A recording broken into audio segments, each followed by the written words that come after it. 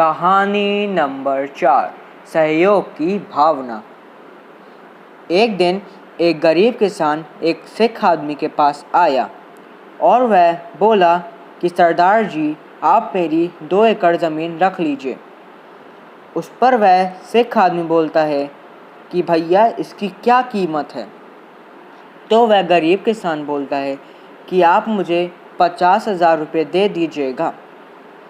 वह सिख थोड़ी देर सोचता है और फिर बोलता है, वो ही खेत है ना जिसमें ट्यूबवेल लगा है?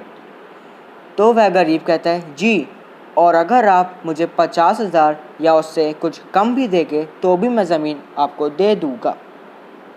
सिख ने अपनी आंखें बंद की, 5 मिनट सोच कर बोला, नहीं, मैं उसकी कीमत 2 लाख रुपये दूँगा। वह गरीब किसान बोलता है, पर मैंने तो आपसे 50,000 मांगे हैं, तो आप मुझे 2 लाख रुपए क्यों दे रहे हो? तो उस पर वह सिख आदमी बोलता है कि तुम अपनी ज़मीन क्यों बेच रहे हो? तो वह गरीब आदमी बोलता है कि बेटी की शादी करनी है, इसलिए मजबूरी में बेचना है, पर आप मुझे 2 लाख रुपए क्यों दे रहे हो? तो वह सिख आदमी बोलता है, भाई, मुझे ज़मीन खरीदनी है, किसी की मजबूरी नहीं। अगर आपकी ज़मीन की कीमत मुझे मालूम है तो मुझे आपकी मजबूरी का फ़ायदा नहीं उठाना है। मेरे वाहे गुरु कभी खुश नहीं होंगे।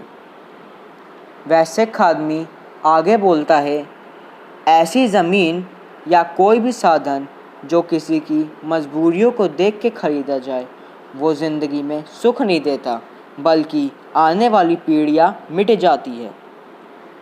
वह सिख कहता है, मेरे मित्र, तुम खुशी खुशी अपनी बेटी की शादी की तैयारी करो। 50,000 की व्यवस्था हम गांव वाले मिलकर कर लेंगे। तेरी ज़मीन भी तेरी ही रहेगी। बस इतना सुनते ही उस किसान के आँखों में अश्रुधारा बहने लगी। वह किसान हाथ जोड़कर नीर भरी आँखों से दुआएं देते हुए वहाँ से चला गया। मोरल: बस किसी की मजबूरी ना खरीदे, किसी के दर्द मजबूरी को समझकर सहयोग करना ही सच्चा तीर्थ है। सभी को सादर जय जिनेंद्र।